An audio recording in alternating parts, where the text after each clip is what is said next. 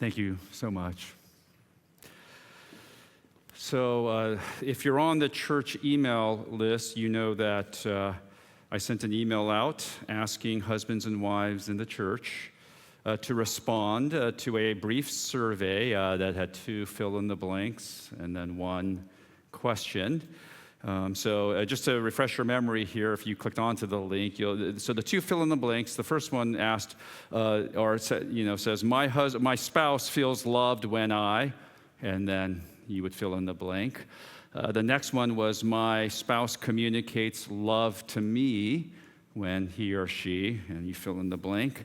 And then there was a question, right? What is one thing you wish your spouse knew about you? And in retrospect, I think I would have changed the wording of that a little bit to, what do you wish that they understood about you? That was really the idea that I was getting at, and I think some of you understood that was the idea I was getting after. So thank you to everyone who contributed, because actually I got a lot of responses. Just observation-wise, I think the wives' responses were a little bit longer, and the husbands' responses were typically short and brief and to the point, okay?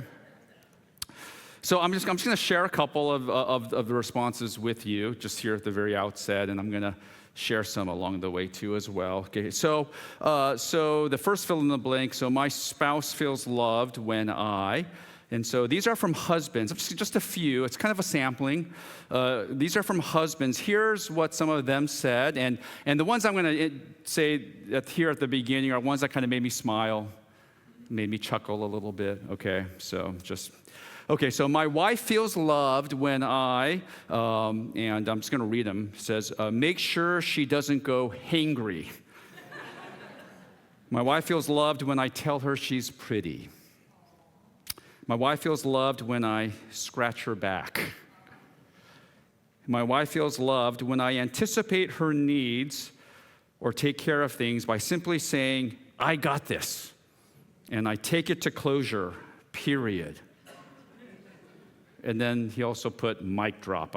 Yeah. Okay. Now I'm not sure if I should read this one or not, but I will. Okay. So we are, this is a PG-13 crowd here. Let's see here. My wife feels loved when I serve her and do chores. I think it turns her on when I wash the dishes or clean the bathrooms. She loves it when I rub her feet while we watch dramas together. Okay, so from wives, okay, here's what some of them said. My husband feels loved when I encourage and feed him, tell him he's doing a good job, let him know he's being a man by saying, wow, thanks for shoveling the snow. or I appreciate you cutting the grass. Or, OMG, the new TV setup is amazing. Okay. Now this one, I wasn't sure how to take this one here. My husband feels loved when I am his biggest cheerleader and his loving girlfriend. Now, girlfriend, this is for, so I assume this person, they're in a dating relationship, so that's what I assume here, okay? So, let's see here. My husband feels loved when I cook his favorite dish, buy his favorite dessert, give him massages, and let him watch sports without interruption. Okay, so the question, what is one thing you wish your spouse knew about you? Okay, so here's some from wives. Okay, these are some responses from wives. That I find him attractive even with the extra weight. Okay. Here's another wife. That it's absolutely certain that I love him more than I love our dog. Even if it doesn't seem that way sometimes. And then one last one here. The affirmation to constructive criticism ratio should be 3-to-1. Okay, so from husbands, here are some of the responses. Again, what is one thing you wish your husband or your wife knew about you? When I hurt her feelings, it is really not my intention. I say dumb things sometimes. Someone wrote that I love spending time with her. That's sweet. And then finally, someone with a lot of confidence said, the one thing I wish my wife knew about me is that I'm Superman. So I'll share some more responses throughout here, but my preaching text this morning is 1 Peter 3, 1 through 7, which actually comes right before the passage that Mike and Michelle read. And so let me read our passage, the preaching text for this morning, verses 1 through 7. Likewise, wives, be subject to your own husbands, so that even if some do not obey the word, they may be won without a word by the conduct of their wives. When they see your respectful and pure conduct, do not let your adorning be external, the braiding of hair and the putting on of gold jewelry or the clothing you wear, but let your adorning be the hidden person of the heart with the imperishable beauty of a gentle and quiet spirit, which in God's sight is very precious. For this is how the holy women who hoped in God used to adorn themselves, by submitting to their own husbands. As Sarah obeyed Abraham, calling him Lord. And you are her children if you do good and do not fear anything that is frightening. Verse 7, likewise, husbands, live with your wives in an understanding way, showing honor to the woman as the weaker vessel, since they are heirs with you of the grace of life, so that your prayers may not be hindered. And then verse 8, right, which was read earlier. Finally, all of you, and that's husbands, wives, church, have unity of mind, sympathy, brotherly love, brotherly and sisterly love, a tender heart, and a humble mind. And so before I get into our passage for today, the question is, how did we get here? I mean, why is there a passage like verses 1 through 7 in the scriptures speaking specifically to husbands and wives in the way that it does? You'll find a similar passage in the book of Ephesians and a shorter treatment in the book of Colossians. I think eventually the Colossians class will get there, right? Now, I've chosen to focus on this passage in 1 Peter for this sermon series because in the spring I'll be preaching on the book of Ephesians, and we'll get to that passage when we're in Ephesians. You may have noticed when I read the passage that there are more verses for wives than there are for husbands in the 1 Peter passage. But rest assured, in the Ephesians passage, it's the other way around. There are more passages for husbands than there are for wives. Colossians is a tie. One verse for husbands, one verse for wives, and so let's just call it even, okay? So anyways, how did we get here? How did we get here? Let me take you back to the end of Genesis chapter 2, the last two verses of chapter 2. Therefore, a man shall leave his father and his mother and hold fast to his wife, and they shall become one flesh. And the man and his wife were both naked and were not ashamed. And so when Genesis chapter 2 ends, husband and wife, they are united together as one flesh. Two have become one. They fit together. It's a beautiful union. They are one team running on all cylinders, kind of like the Washington Commanders. Right, I see some of you wearing the shirts today, and we'll see if they can keep it going this afternoon. So together, they walk in harmony with God. Together, they work and keep the garden paradise. There is nothing that hinders their intimacy with each other. They are naked and they're unashamed. They are fully known and they are fully loved. It was the ideal marriage. And then in chapter 3, the serpent enters the picture. You see, the real enemy in a marriage, oftentimes we think the enemy is our spouse. The real enemy is Satan, more often than not, who is the father of lies and deceit. And he tempts them to doubt the goodness of God and to desire to rule over their lives apart from God. They give in to the temptation, and the results are devastating for their relationship with God and with each other. They see and they feel shame. They hide in fear. They deflect responsibility, and they blame someone else. And then their desire becomes to gain the upper hand on each other. In Genesis 3:16, to the woman, God said, I will surely multiply your pain in childbearing. In pain you shall bring forth children. And what I want to focus on is this last part. Your desire shall be contrary to your husband, but he shall rule over you.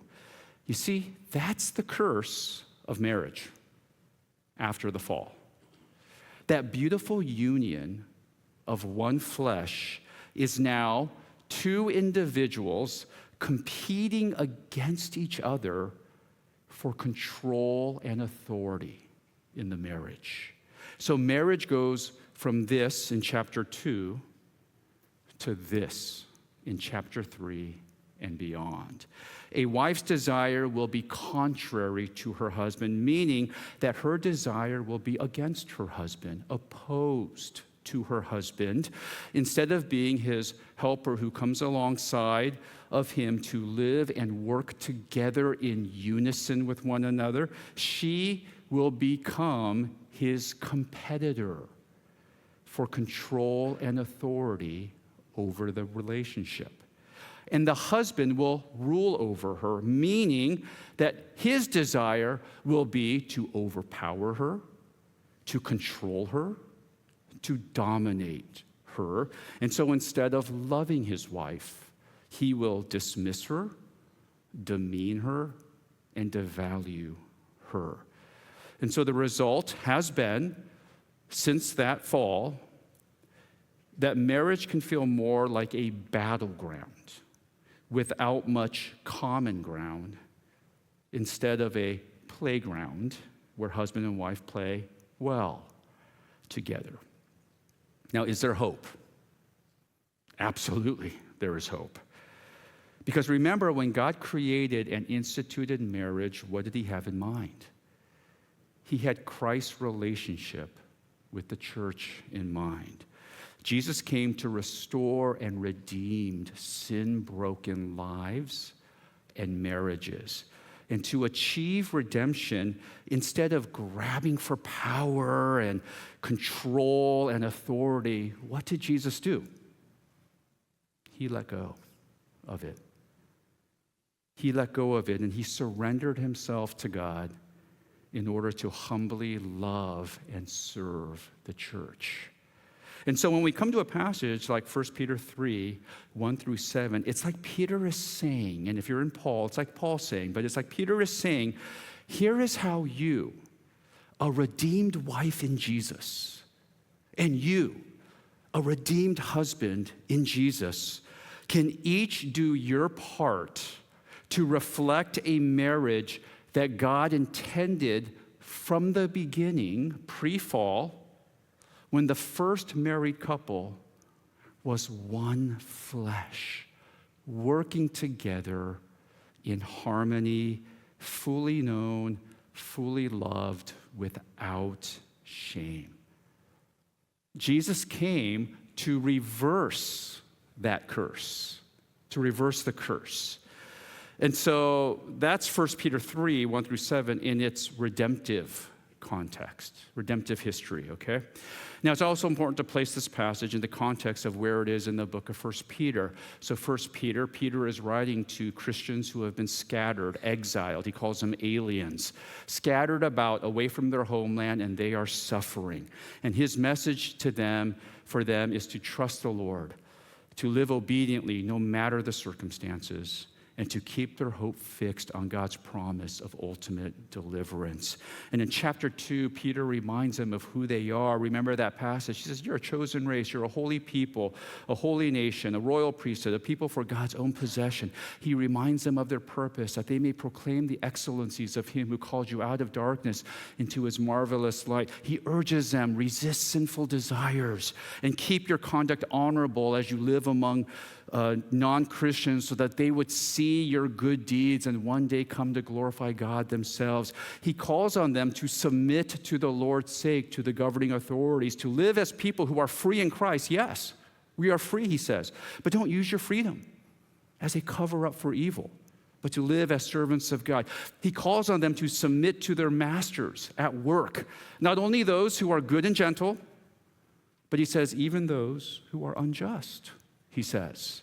And then Peter raises up Jesus as an example to follow in his steps, how when Jesus was unjustly crucified on the cross, he did not sin with his words, he did not retaliate, he did not threaten, but what did he do? He continued to entrust himself to God who judges justly.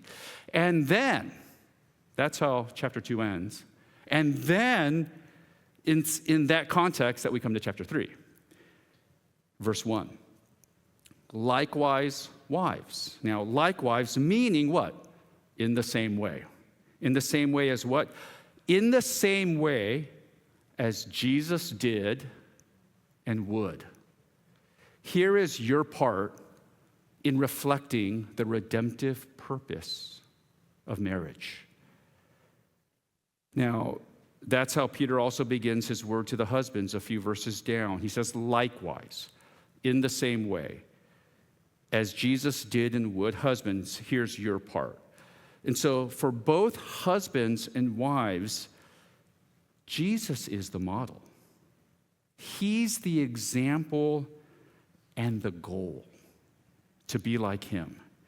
And remember that at the very beginning of our sermon series, I said that the best thing you can do for your family, and in this case, your spouse, the best thing you can do for your spouse and for your marriage is to love Jesus more than them. I mean, that's the key to being a better husband and a better wife. And so we go back to verse 1. He says, likewise, wives, be subject to your own husbands. Now, that word subject is also translated as submit. And that word in the original language means this. It means to arrange under. To arrange in order is what that word means. When you look back at the creation account, it is the man who is created first, and then from out of the man, literally, God creates the woman, and they are brought together as one flesh. So there was an arranged order, not based on intrinsic worth or value, but on God's intended design for there to be order in that particular relationship. And so what I want to do is I want to make 3 important points about biblical submission. And the first is this. Submission is for everyone, not just wives. Okay, so in the book of 1 Peter alone, we read that believers are to submit to the governing authorities. Christian servants are to submit to their bosses or to their masters. Young men in chapter 5 are to submit to the elders of the church. In the book of Ephesians, the church submits to Christ. We submit to one another out of reverence for Christ. Children submit to their parents. In James, all believers are to submit to God. Hebrews, church members, both men and women, are to submit to the church leadership. Submission is for everyone, and that includes Jesus, because Jesus submitted himself to the Father's will. So submission is for everyone. Second point about biblical submission is this. Submission is not forced by the husband. It is a voluntary act of the will and the intelligent choice of the wife. In other words, scriptures never call on the husbands to force his wife to submit, because the choice is up to the wife. It is a decision she makes. And the scriptures recognize that she can act volitionally, out of her own will, and intelligently in responding to God's call on her life. Third, submission is unto the Lord. Submission is ultimately an act of obedience and worship to God. And we see this especially in the Ephesians passage, where it says, wives, submit to your own husbands as to the Lord. So here's how I would sum up biblical submission. I would frame it this way. As modeled by Jesus, submission for the wife is to bring herself under her husband's leadership as an act of obedience and worship unto the Lord. Now let me say this. Submission is hard. in any relationship. In any relationship that there are, right? It's hard.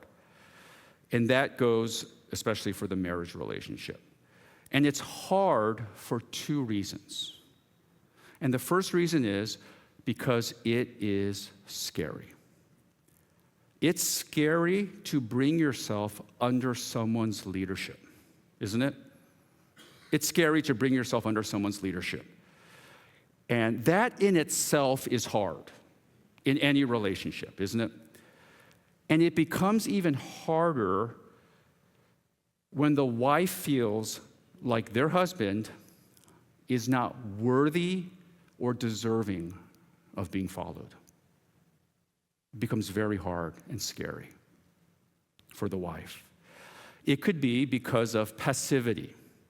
Now, some husbands will abuse on one extreme. They will abuse their power. And we see that. But on the other extreme, there might be some husbands who abdicate their leadership role by being passive and disengaged, leaving the wife to handle everything and to make all the decisions.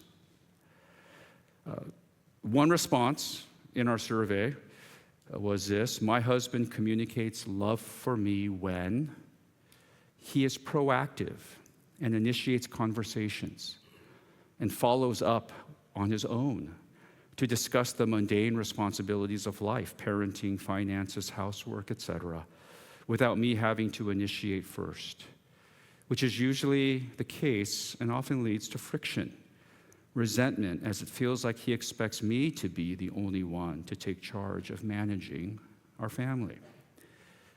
You see, a husband's passivity, okay, it can make it very scary for the wife, not to mention frustrating, to bring herself under that leadership.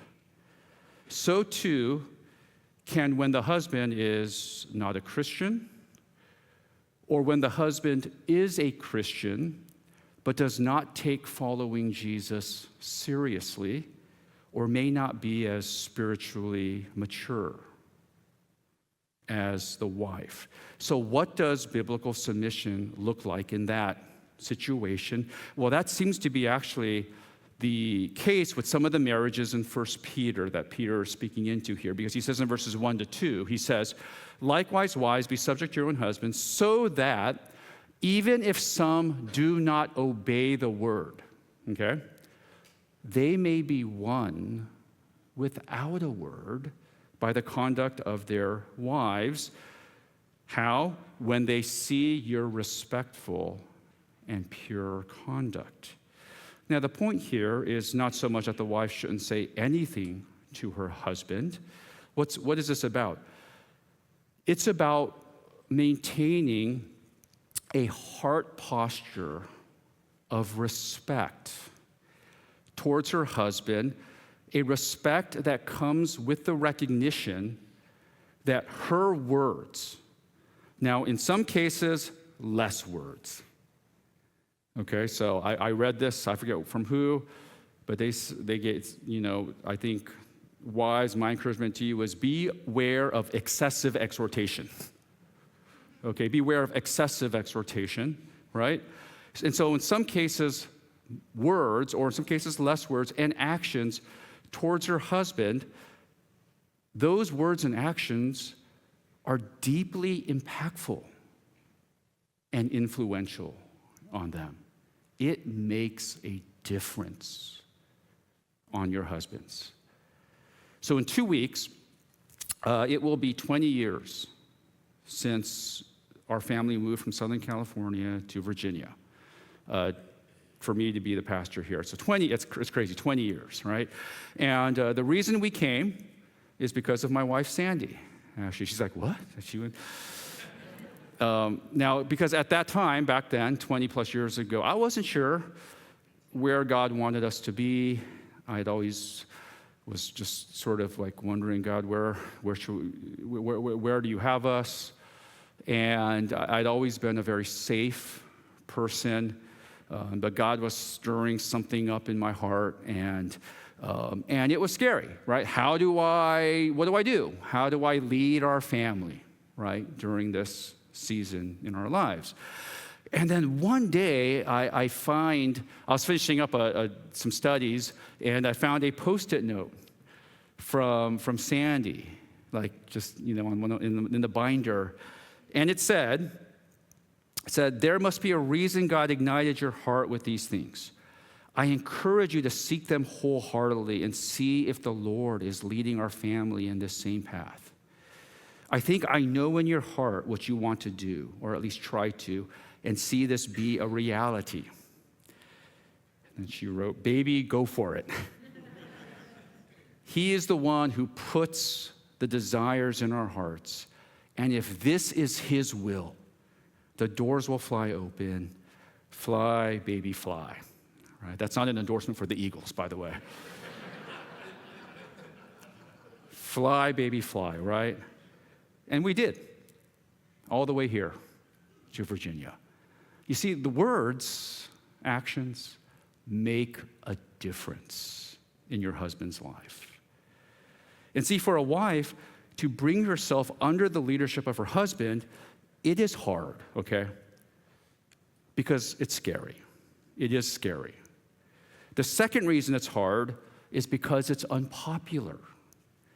See, submission, and to be honest, I don't even like the word. Submission, just even the word itself, is not popular today, and in some sense for good reason. Because Christian men have misused it, and they've abused it, this idea of submission. And so, it's hard. So it's hard when we see negative examples and when God asks us to do something that is countercultural and unpopular. It's hard. And Peter speaks into this in verses 3-4.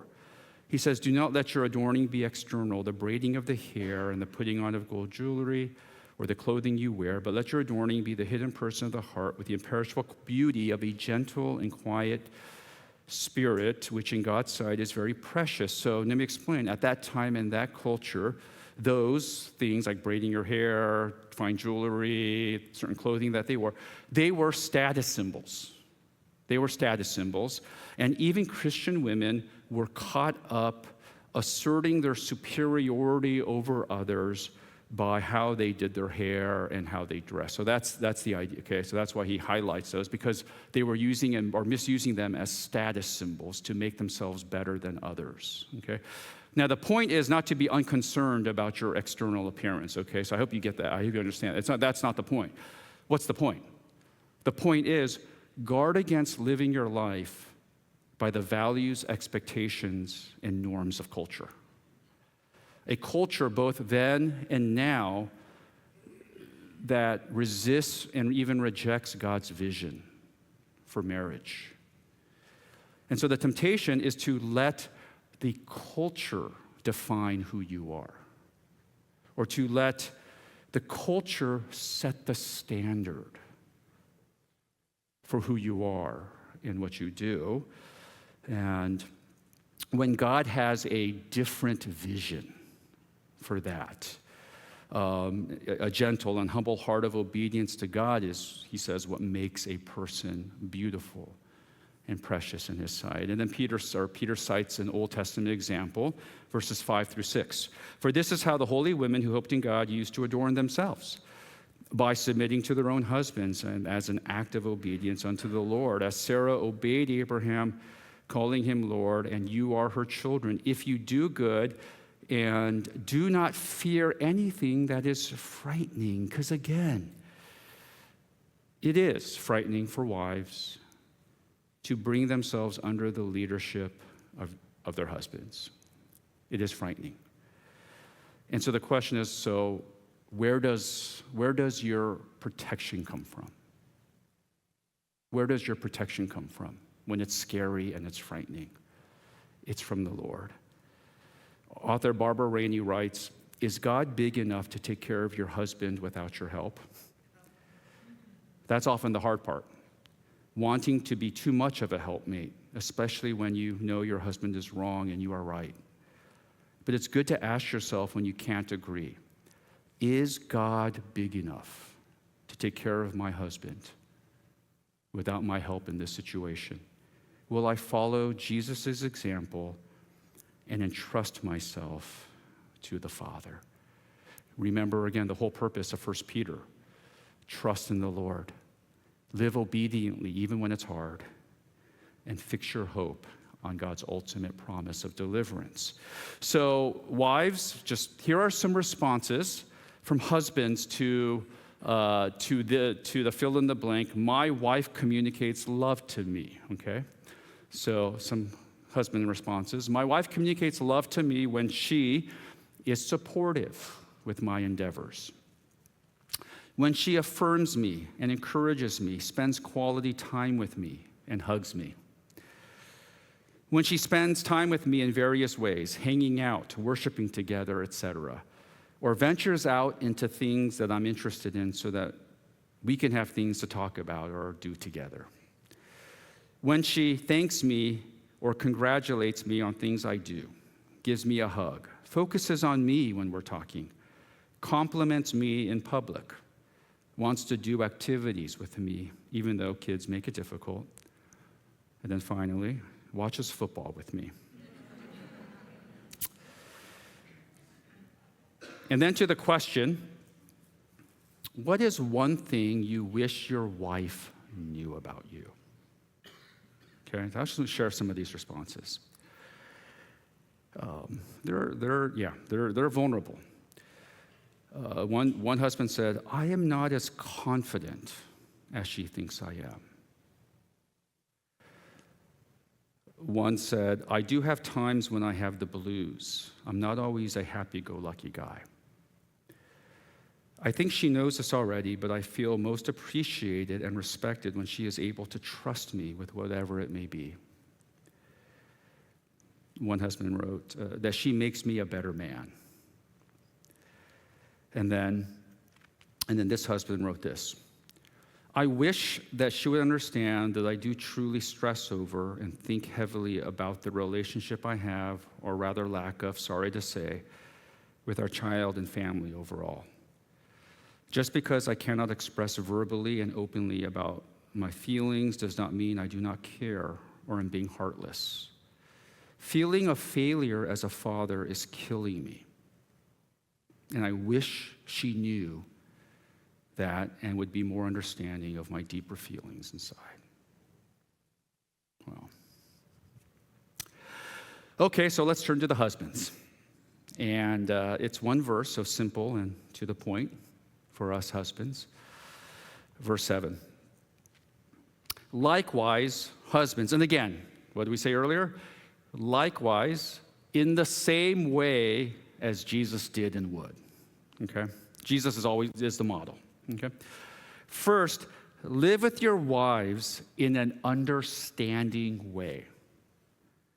Now, husbands, we can all breathe a collective sigh of relief because it does not say understand your wife.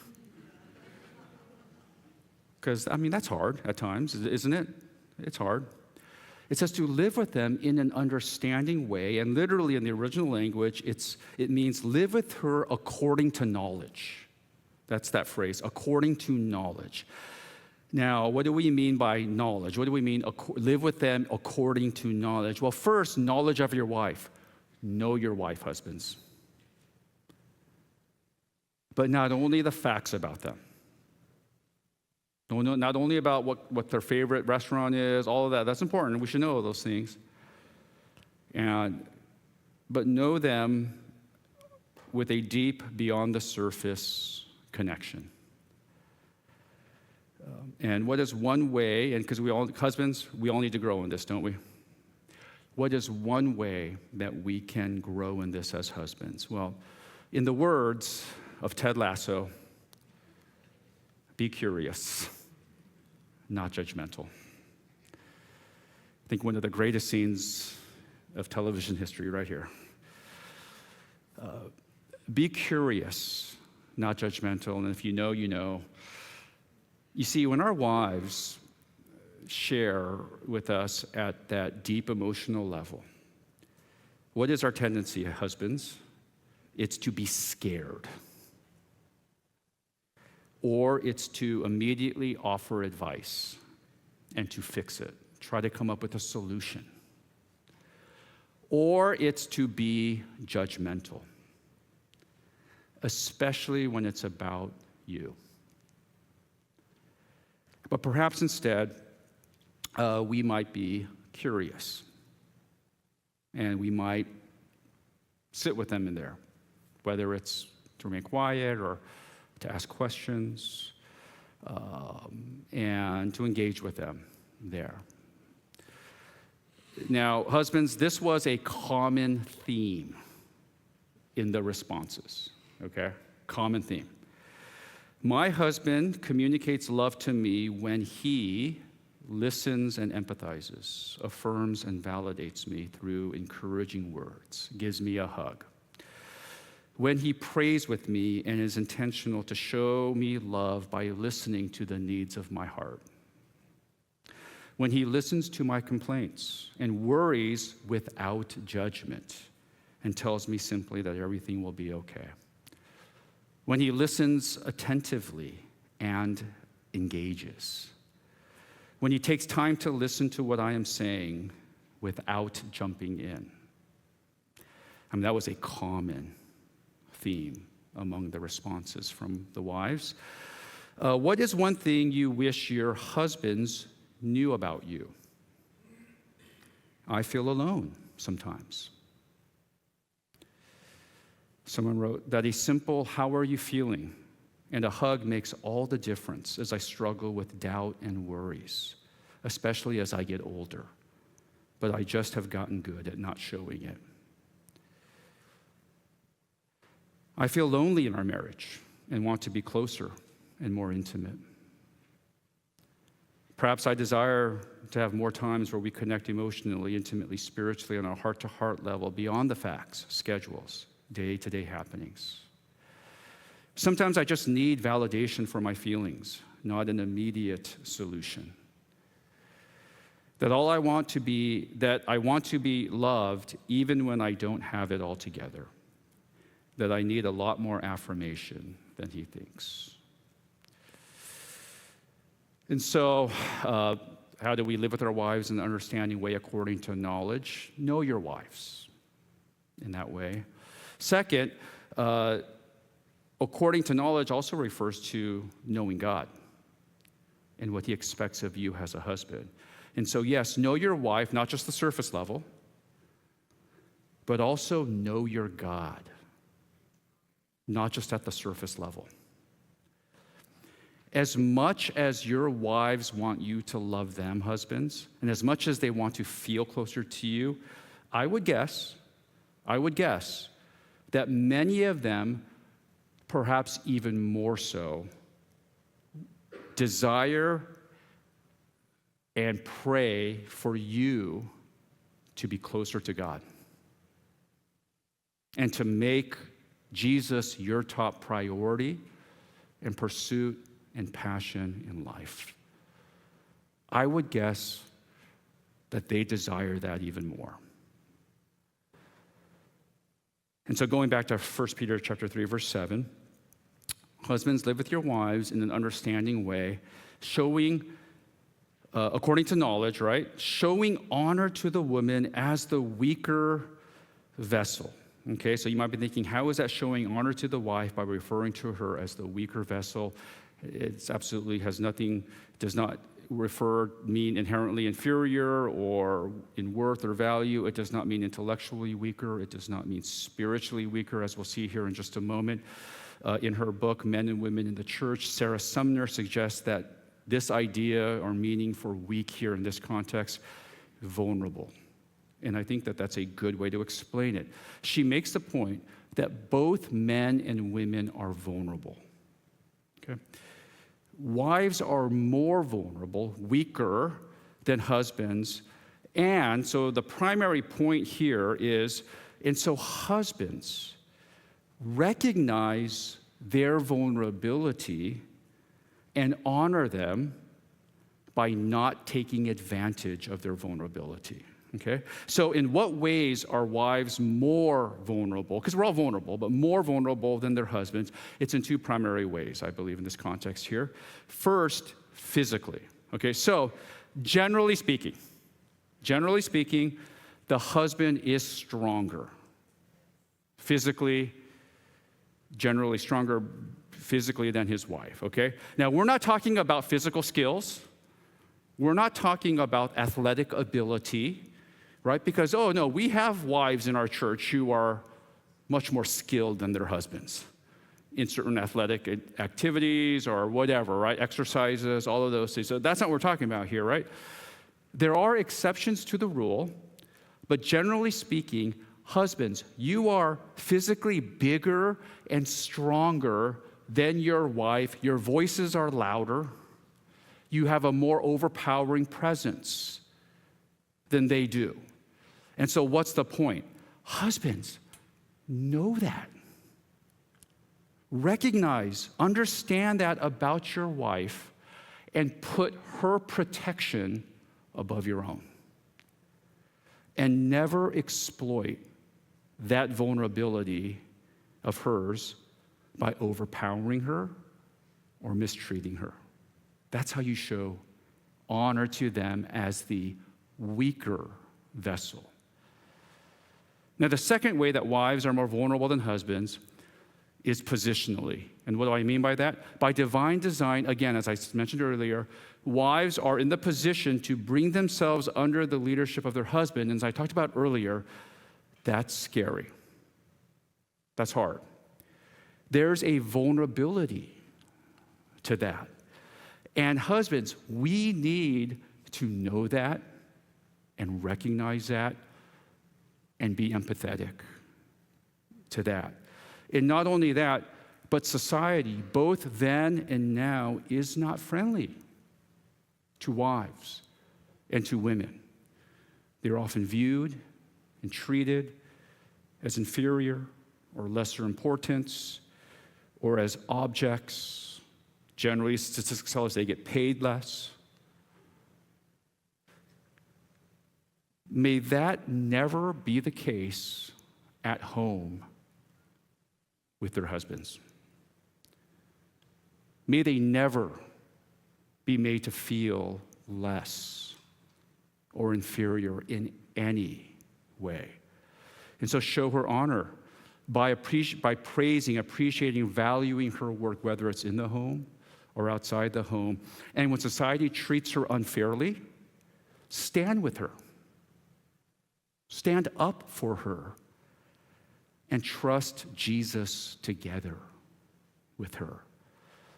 One wife said, "My husband communicates love to me when he loves me more when I feel like I'm unlovable, sticking by my side when I feel inadequate." Now, why? Why live with our wives in an understanding way, showing them honor? It's because, husbands, they are our spiritual equal. The verse says, they are heirs with you of the grace of life. Back in verse 7, right? He says, since they are heirs with you of the grace of life, it's because she is your spiritual equal. And God forbid that we would ever make our wives feel any less than that.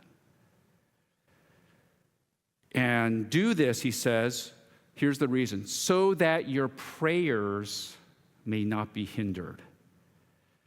Now, the prayers he's talking about here are not the prayers of husband and wife together. This is so that the prayers of the husband may not be hindered, right? Hindered prayer is a form of discipline from God. And I'll put it this way.